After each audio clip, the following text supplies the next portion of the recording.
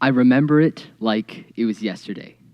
July 22nd, 2024. A beautiful day of summer vacation, and I had a hankering for fish and chips.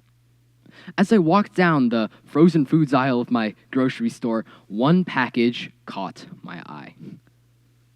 There it was, among the cartons of salmon and abalone. There it was in its red plastic packaging and that golden star that announced its 30% discount. Atlantic cod fillets, 30% off. What a steal. After going home, battering the fish, double frying it, and then basting it to ensure that even, golden, crispy coating, finally came the moment I'd anticipated.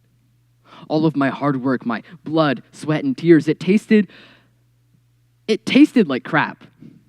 Well, that's because the fish I had eaten was not actually Atlantic cod at all. It was a cheaper, counterfeit fish called escolar. On the topic of crap as well, that's exactly what I spent the next few days doing, because escolar also happens to be one of nature's strongest laxatives. The culprit? Fish fraud. Fish fraud is the deliberate mislabeling of seafood products, which can be done to pass off cheaper, lesser quality fish as a higher quality, more expensive kind.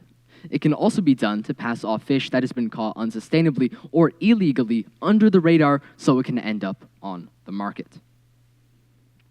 The scale of fish fraud is absolutely astonishing. It is a systemic issue that stretches so wide and so far that it puts even conspiracies to shame.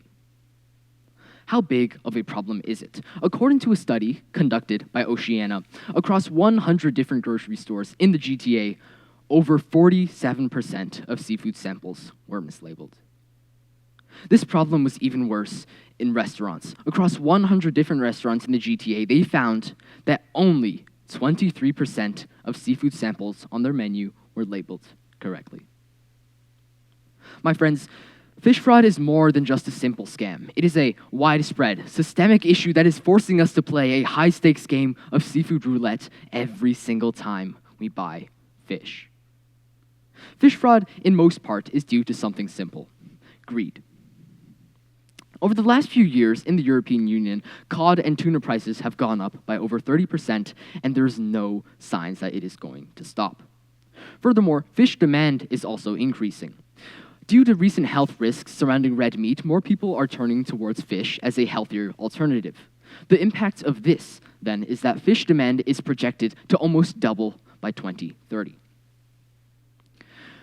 This high demand, as well as high prices, makes it very, very attractive for people to overfish. According to the World Council, an organization that tracks global issues, they have found that over 80% of the world's fisheries have already been depleted. This low supply, ironically, drives the prices of fish even higher. So right now, we have a situation where many people want fish, but there is not enough fish, so prices go up. This means that fish fraud is incredibly, incredibly profitable. So now we know why fish fraud might be attractive. The high profit margins are great.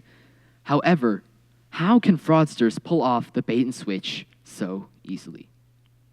This is due to two reasons. The first one is due to the long and convoluted supply chain of fish. From the moment it gets hauled out of the water and onto the boat, the supply line goes from sourcing to processing to exporting to importing to distribution, and then it gets sent to a retailer. I would like to point out also that this is the bare bones supply chain. Very frequently, seafood conglomerates will ship fish all around the world to try and keep labor costs down. This means there are numerous opportunities for fish laundering organizations to come in and swap out our fish. Another reason why fish fraud is so prevalent is because fish as a product is incredibly hard to distinguish, especially when filleted. Right now, on this slide, I have a challenge for you. One of the pictures here is a Pangasius fillet, and the other one here is a tilapia fillet. Note specifically that Pangasius costs half the price of tilapia. It's pretty hard to distinguish which fillet is which, even after I turned up the saturation on one of them and put it on a white background. So now we know why fish fraud might be so prevalent. The next question becomes inevitable. What impact does this have on us? Why should we care? The first impact of fish fraud has to do with our environment. Fish fraud enables illegal, unreported fishing, which often uses unsustainable and harmful techniques such as gill nets and bottom trawling. These techniques ensnare numerous endangered species and juvenile fish, which are illegal and unprofitable to sell. However, when these illegal bycatches are given another name, they can end up on the market.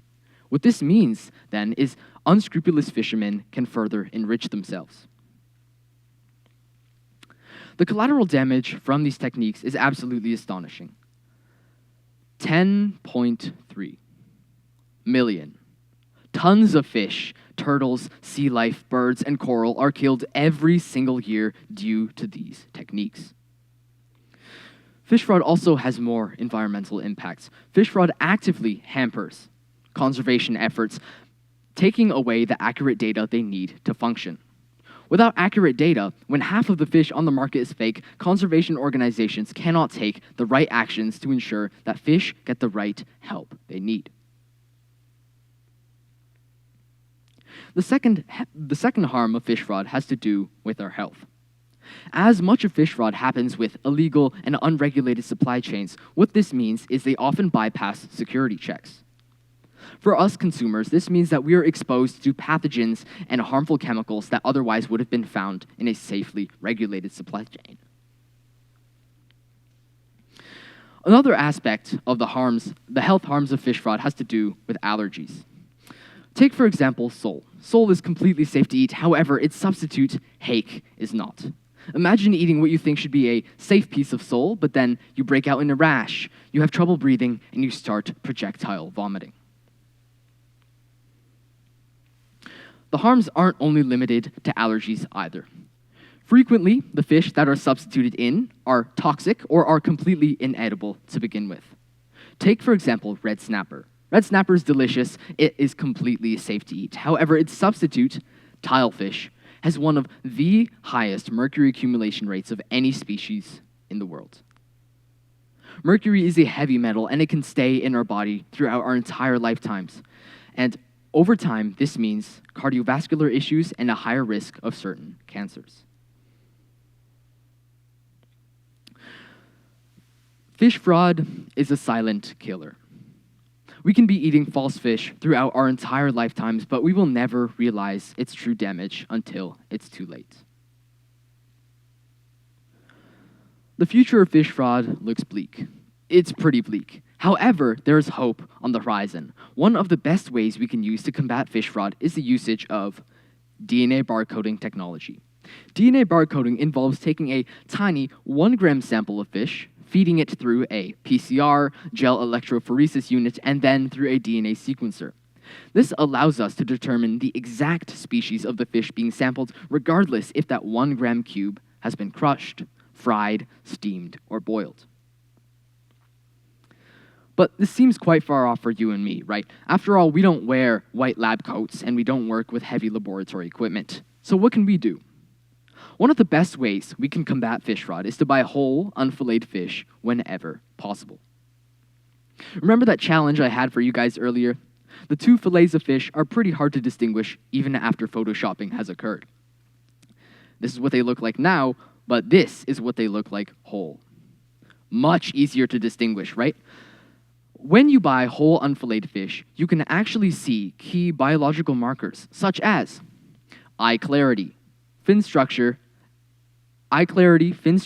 and scale pattern. This drastically decreases the chances that you might accidentally buy a fish that you didn't want to. Another way that we can combat fish fraud is to source much of our seafood from local fish mungers and smaller fisheries.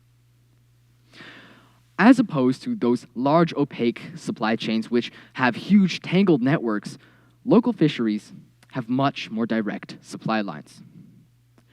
What this means is that there are significantly less chances for fraudsters to come in and pull the bait and switch.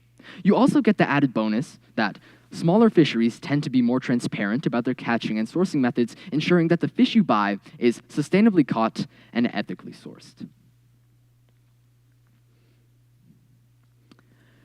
Fish fraud, at the end of the day, is another one of those issues that arose out of greed.